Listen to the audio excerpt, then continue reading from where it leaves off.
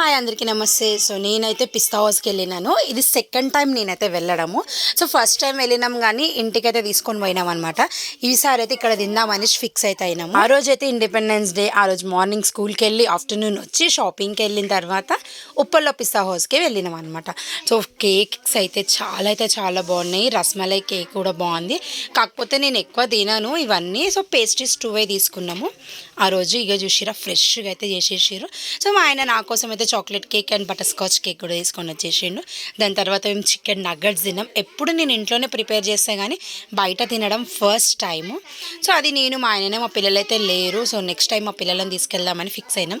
కొన్ని ఐటమ్స్ అయితే మేము ఇంటికి తీసుకొని పోయినాం, పిల్లలు కూడా తింటారు కదా అని చెప్పేసి. అక్కడ ఇంటికి వెళ్ళిన తర్వాత ఆ రోజు నైట్ నేను మా పిన్ని వాళ్ళ ఇంటికి వచ్చినాం అనమాట. నేను మా పిల్లలు మాత్రమే వచ్చినాము. సో మా తమ్ముడు వాళ్ళు గణేష్ని తీసుకొని వచ్చిరు. సో ఎంట్రన్స్ అట్లా వేసిరు హంగామా. నాకు ఇష్టమని సప్పడిపప్పు వేసేసింది మా పిన్ని. సో నెక్స్ట్ వీడియోలో నేను ఇంకేం చేసినా వచ్చేస్తే చూడండి. Thank you so much.